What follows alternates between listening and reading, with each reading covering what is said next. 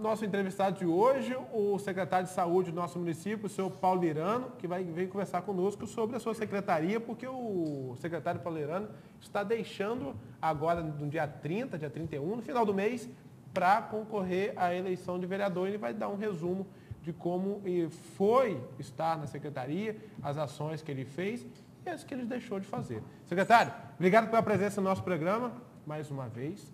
Como é que foi esses 3 anos do senhor na gestão da Secretaria de Saúde? Bom dia. Bom dia, Vitor. Bom dia, Granja. Bom dia a todos os telespectadores. Eu diria que foi um grande desafio, foi uma grande experiência, mas eu quero dizer que também avançamos muito na saúde. É de conhecimento de todos, não cabe aqui, neste momento, nós nos relembrarmos, né, de como estava a nossa cidade como um todo e também, principalmente, na saúde. Então, nós nos propusemos, desde um primeiro momento, fizemos um planejamento estratégico importante, bem programado, e conseguimos, quer dizer, dentro de uma estrutura macro, conseguimos restabelecer e reformar, eu diria aí, 95% de todas as unidades de saúde, todas as unidades básicas de saúde, como também as reformas dos hospitais.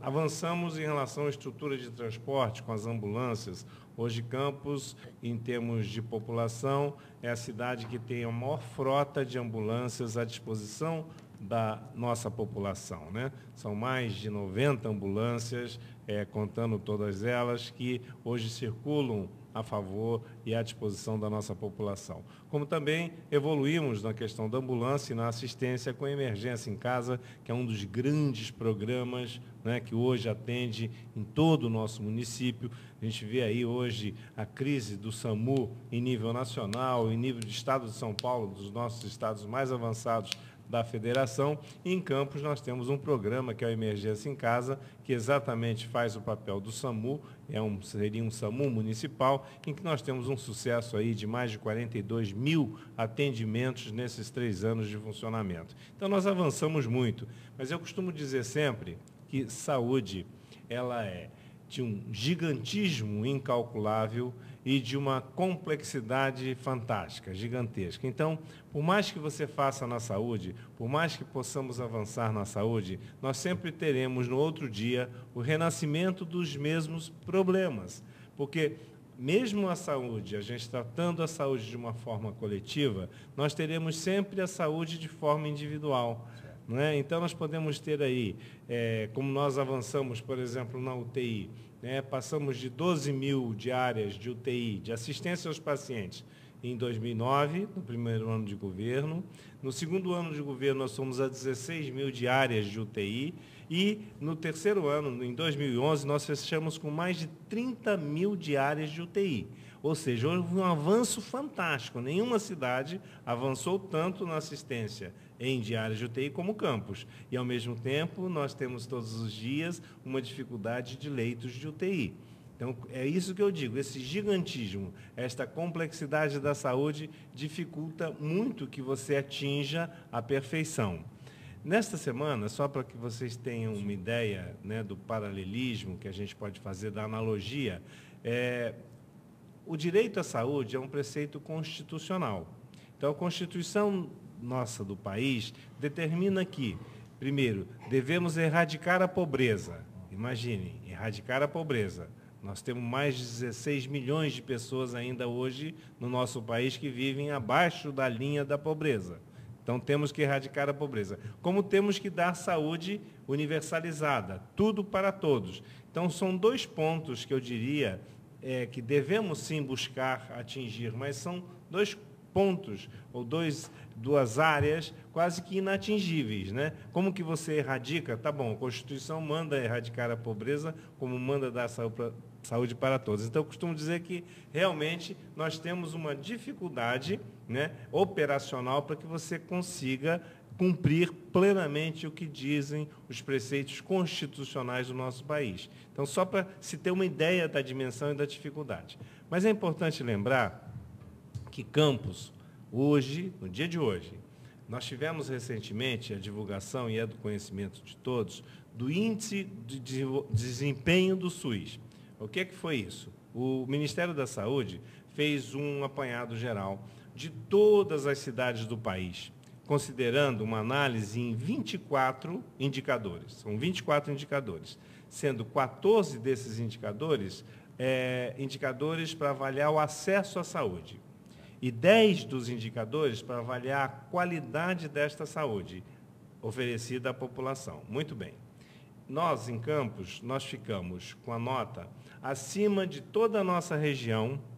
A nossa nota ficou acima da cidade do Rio de Janeiro, da cidade de Niterói, da cidade de Nova Iguaçu, da cidade de São Gonçalo. Então, nós tivemos, na verdade, acima da média das grandes cidades. As cidades, nível da nossa população, nós ficamos em primeiro lugar. No entanto, vejam só, mesmo estando à frente de todas essas cidades, de toda a nossa região norte e noroeste, nós fizemos um protesto já junto ao Ministério da Saúde. Por quê? Porque eles erraram, desses 14 indicadores, eles erraram em 4 indicadores que nos deram nota 0. E a nota é de 0 a 10. Olha o erro grosseiro que o Ministério cometeu. Nos deram nota 0 em 4 indicadores que eu vou dizer a vocês aqui. São os indicadores de acesso a pacientes não residentes na média e alta complexidade ambulatorial, média e alta complexidade de internação. Então, são 4 indicadores, da média complexidade, da alta complexidade, média e alta, ambulatorial e internação. Eu perguntaria aqui a todos, existe alguma dúvida de que Campos é um polo regional e que nós atendemos aqui os não residentes dessa região? Não, de forma alguma.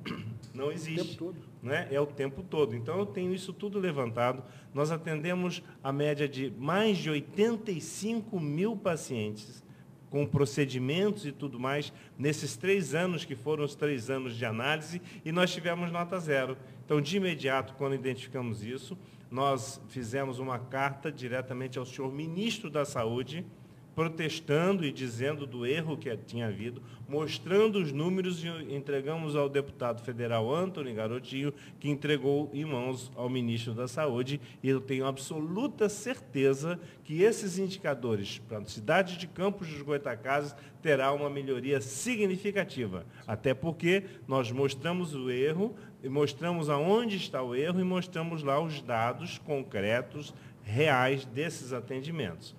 Então, eu não tenho dúvida, né, absolutamente nenhuma, de que nós teremos uma melhoria no chamado Índice de Desempenho do SUS, do Sistema Único de Saúde. Pontos positivos, pontos negativos da Secretaria. Pontos positivos da Secretaria. Eu diria que nós avançamos muito na assistência à população. Hoje, todos os hospitais produzem, eu diria, né, uma assistência em termos não só numéricos, como também na qualidade de assistência aos pacientes. Avançamos muito, né, principalmente numa área que é a imunização, que nós consideramos uma das mais importantes. Campos é considerada pelo ministro da Saúde, palavras dele, como um exemplo na imunização do nosso país. Por quê? Porque, além de atingirmos todas as metas determinadas pelo Ministério da Saúde, nós oferecemos à nossa população algumas vacinas que são exclusivas da cidade, porque são bancadas pela cidade, como é a vacina antipneumocócica, que é a Prevenar, que evita a meningite pneumocócica, como as pneumonias. Com isso, nós diminuímos muito a mortalidade infantil até 1 ano de idade. Oferecemos aqui a vacina HPV, que é contra o câncer do colo de útero. Todas as meninas, dos 11 aos 15 anos de idade, devem ser vacinadas para prevenir contra o câncer do colo do útero. Então, isso é extremamente importante. Como também a hepatite A, como também a vacina contra a varicela, que nós fazemos o bloqueio, principalmente nas creches. Então, nós avançamos. Isso é um ponto extremamente positivo, né? Conseguimos regularizar uma série de situações em relação à saúde, melhorar esse acesso e também outras ações pontuais, como é a cirurgia bariátrica, como é a infertilidade, que são ações, são procedimentos que não são oferecidos em outras cidades do nosso país e em campos nós conseguimos oferecer. Então, são pontos extremamente positivos. Dos pontos negativos, o que nós não conseguimos implantar de forma plena foi a questão da estratégia da saúde da família, que vem aí no imbróglio em relação a um concurso que foi realizado no fechamento do governo anterior, em 2008, 27 de dezembro, e com isso esse concurso ficou distorcido, foi mal formulado e nós tivemos dificuldade em homologá-lo. Ele foi homologado e agora não conseguimos implantar plenamente, porque os médicos, no momento, a eles não interessa mais a carga horária exigida no edital do concurso, que são 40 horas semanais, pelo salário que é oferecido. Com isso, nós não conseguimos, então, admitir os médicos dentro do concurso. E você tem que ir numa forma progressiva, seguindo o edital. Com isso, nós não podemos implantar. Por quê? É importante lembrar que, no Ministério da Saúde, você só implanta uma equipe de saúde da família se ela estiver completa. Ou seja, tem que ter o médico, tem que ter o enfermeiro, tem que ter o dentista, tem que ter o técnico de enfermagem e os agentes comunitários. Hoje a situação está como? Hoje a situação está que nós implantamos plenamente agora o programa de agentes comunitários, que é o PACS. Então, nós estamos utilizando todos os agentes comunitários do PACS, que é outro programa, mas que foi feito junto também, de forma também distorcida. É um programa que tem que ser feito um processo seletivo e foi feito um concurso público. E, no entanto, nós implantamos agora plenamente o PACS. Com isso, nós temos os agentes comunitários atuando nas comunidades específicas às quais eles fizeram o concurso, né? E temos 3 equipes que estão aguardando a entrada do médico para que a gente implante. Mesmo assim, esses grupos estão trabalhando nas áreas também específicas, fazendo levantamento das famílias, cadastrando, para que a gente possa, então, ter um perfil. Já estamos com um programa de hipertensão, diabetes ou hiperdia, atuando nessas casas, com os agentes comunitários, de forma que a gente possa levar uma assistência melhor, inclusive levando os medicamentos para dentro das casas dos pacientes através dos agentes comunitários. Então, isso foi um elemento que realmente dificultou muito a implantação. No entanto, mesmo sem termos a estratégia da saúde da família, nós criamos várias ações, vários programas que vieram suplementar ou diminuir essa falta, né, da estratégia da saúde da família. Como é o programa da saúde da escola, que nós atendemos as crianças nas escolas, então nós temos uma busca ativa de todas as crianças, fazendo assistência odontológica, oftalmológica e otorrinolaringológica. Damos os óculos no sentido daquelas crianças que têm déficit e que são identificadas no programa da saúde da escola, como também a imunização em massa nessas crianças. Isso é extremamente importante. Fizemos algumas unidades de saúde, que chamamos de unidades 12 horas, que é um modelo até acima do modelo proposto pela saúde da família. Então, nós temos 5 unidades, que nós temos um médico pleno permanente lá na unidade durante 12 horas. Temos 5 unidades que fazem esse tipo de assistência, junto dos agentes comunitários. Consequentemente, é uma área que tem uma cobertura naquele território, melhor até pelo tempo de dedicação, melhor e maior do que é o programa das estratégias da saúde da família. Fizemos um programa que é o programa único no Estado, que é o programa dos assentamentos, a assistência aos assentamentos e aos quilombolas, né? Esse programa vai a essas comunidades que, em princípio, eram completamente excluídas da assistência da nossa sociedade, e nós vamos com ônibus, com equipes médicas, com vacinação, com prevenção, levando, promovendo a saúde, fazendo palestras, vacinando essas pessoas que nem vacinadas são, identificando as doenças e tratando dessas pessoas. Então, é um programa itinerante em que nós fazemos este caminho em todos os assentamentos, todos os quilombos que estão inseridos na nossa cidade são assistidas por todo esse programa. Então, são inúmeros programas que nós criamos no sentido de dar maior e melhor assistência à nossa população. Então, nós avançamos muito. Eu tenho certeza que esse índice do desempenho do SUS é um índice que veio mostrar, veio referendar o trabalho que foi desenvolvido na nossa cidade. Acho que a população é a população que pode nos dizer da forma melhor, se hoje não está melhor, por exemplo, marcação de consultas. Antes você enfrentava aquelas filas quilométricas para que se marcasse. Hoje nós temos, vejam só, mais de 100 polos de marcação de consultas por toda a nossa cidade.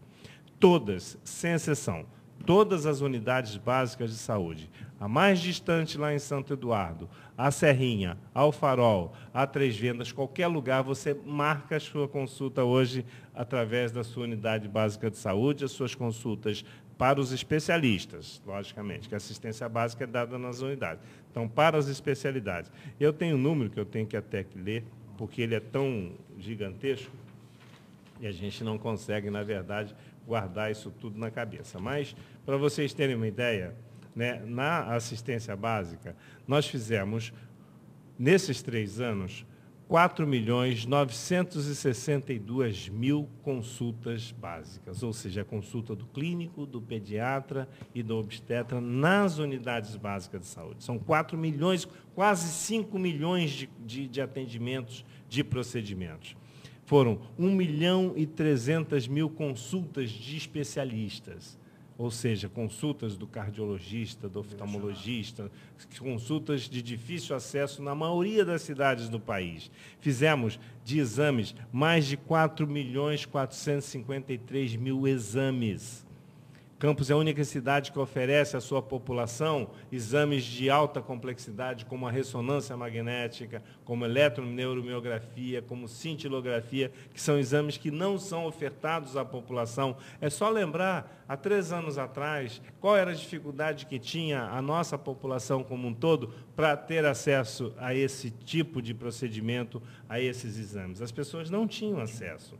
Essa que é a verdade. Só tinham acesso através de algum meio, de um amigo, de um político, ou coisa assim. Hoje não. Nós implantamos um procedimento que é universalizado, que é extremamente democrático a todos. Quem precisa tem um acesso. Às vezes você tem algum gargalo, alguma dificuldade, algumas especialidades que nós temos, sim. Isso é uma questão de disponibilidade de determinados especialistas, como é a angiologia, mesmo a oftalmologia, neuropediatra. Nós não temos neuropediatra. Hoje nós estamos com dificuldade dos psiquiatras, presença dos médicos. Então, quando você tem, e saúde é sempre assim, é importante lembrar isso, quando você abre uma porta de entrada de uma consulta, você abre em escala toda uma cadeia de assistência a esse paciente, que vai desde um examezinho simples de sangue até uma cirurgia mais complexa, né? Campos é a 2ª cidade do estado do Rio de Janeiro em cirurgias cardíacas.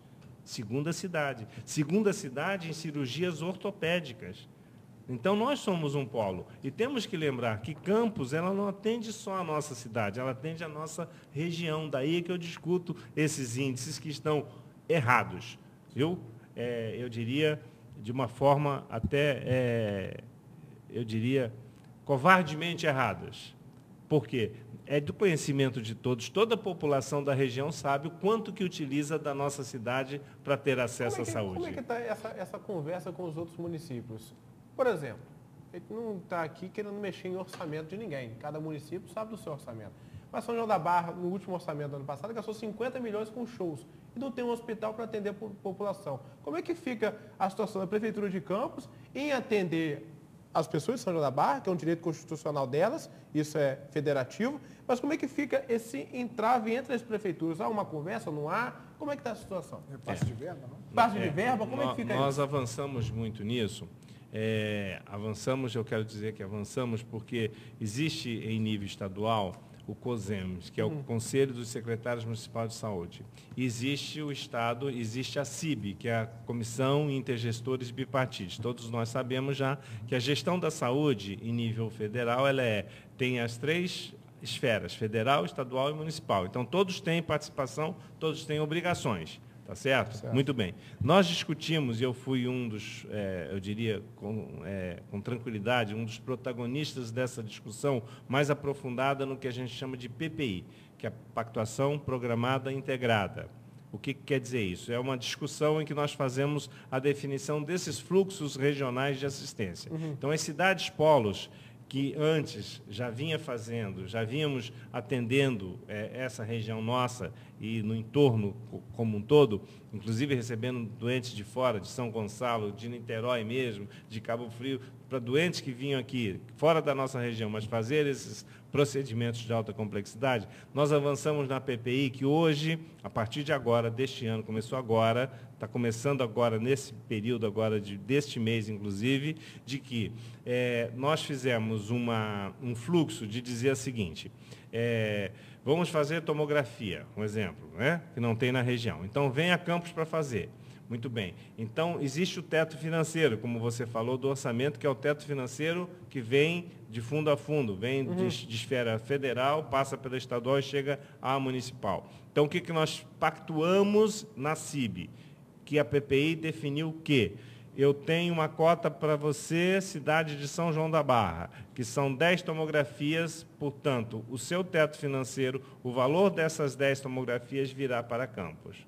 Se eu fizesse Campos referência a Macaé, então 10 tomografias minhas poderiam ir para lá. Só que nós sabemos que também isso é extremamente insuficiente.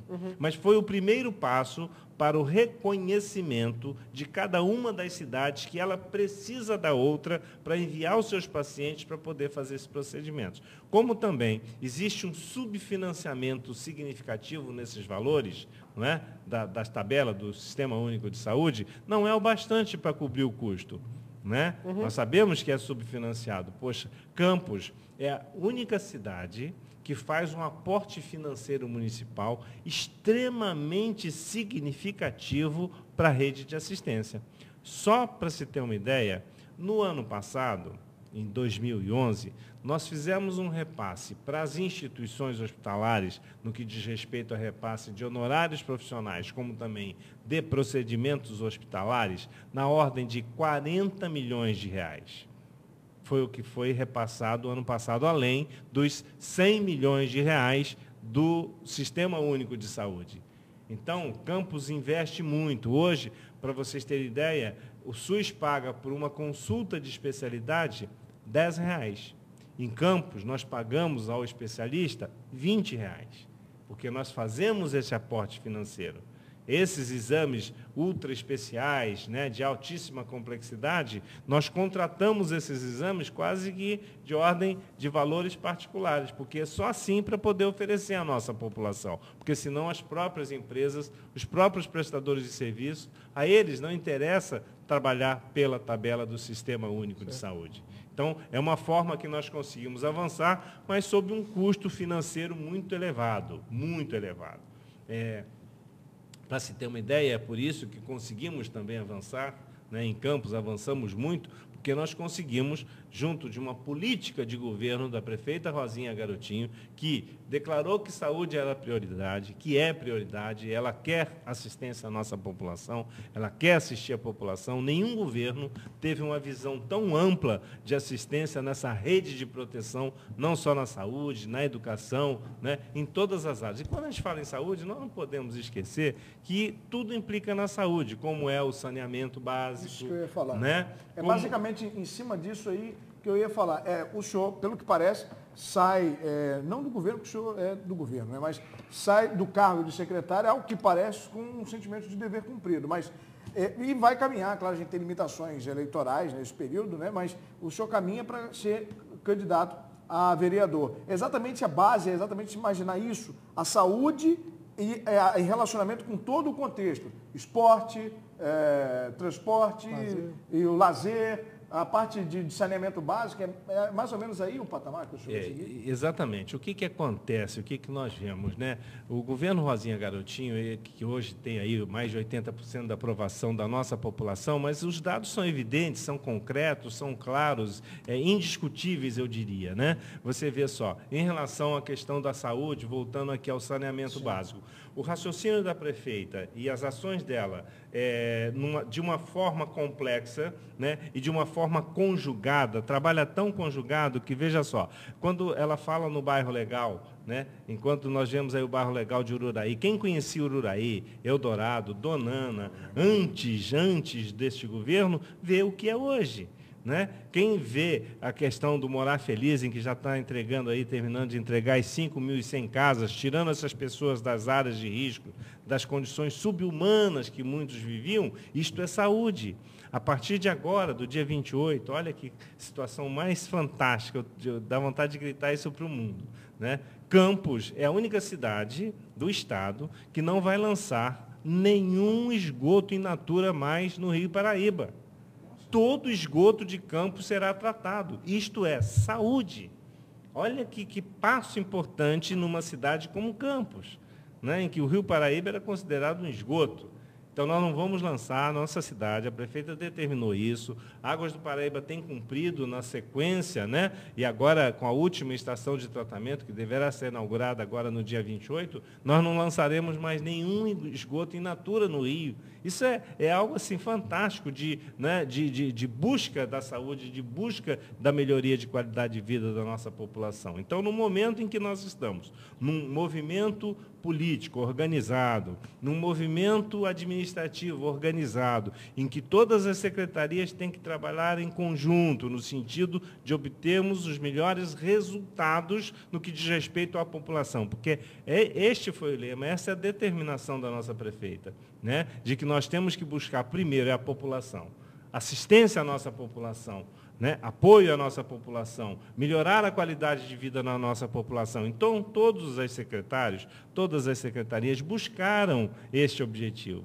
né? Buscaram atingir a meta determinada por ela. E assim eu tenho a impressão de que, conjugando todas as ações do nosso governo, quando se fala em educação, a importância que tem a educação no desenvolvimento de uma sociedade, no desenvolvimento de uma população, né, como cidadãos, é muito importante lembrar que a educação está toda conjugada com a saúde. Neste programa de saúde na escola, nós fazemos palestras, as crianças aprendem a escovar o dentinho, aprendem as noções de higiene, os pais participam das palestras, todas as crianças são medicadas, são vacinadas e aprendem os bons hábitos da vida. A manutenção da saúde a longo prazo. A longo prazo, é isso que é preciso educar a população, porque aí ela vai ficando uma população consciente, sabendo dos seus direitos, buscando os seus direitos e, consequentemente, a gente vai, então, organizando essa assistência e levando uma melhor qualidade de vida à nossa população. Secretário, a Rufolo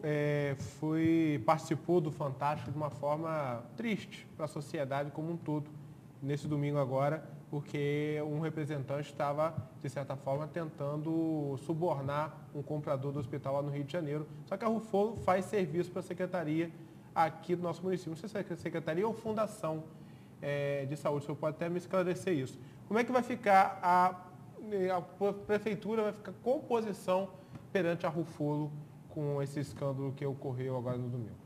Bom, eu não sei de detalhes de qual é esse contrato. Não é um contrato direto com a secretaria da qual eu faço parte. Uhum. Mas eu tenho a impressão que, pela forma como foi colocada, né, em nível nacional, de uma tentativa de suborno, né, de uma empresa.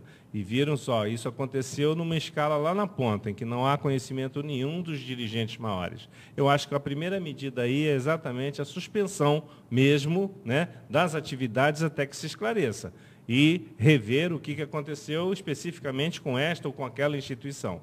Vocês viram que essas empresas são as empresas que mais têm contratos, sim, não só no nível da cidade do Rio de Janeiro, mas no estado, no país inteiro. Organizações, né? Imensas, organizações imensas e em nível federal, muitas, né? E me parece que até o governador já definiu a suspensão imediata, exato, desses contratos, até que se esclareça. Eu acho que essa é a medida. É muito difícil que possamos julgar ou também acreditar que isto é em escala em todos os níveis, em todos os lugares, né? Exatamente. Então, nós temos aí pessoas que, infelizmente, né, podem ter má conduta, má administração, né, distorções nas suas ações, eu diria, que muitas vezes não chega ao conhecimento do gestor maior, exatamente porque a gente não tem acesso a todas as ações ou a todas as atividades. Mas eu penso que, em princípio, sim, deveria haver a suspensão até que se esclareça, até que se consiga clarear e, enfim, e punir se houver algum erro.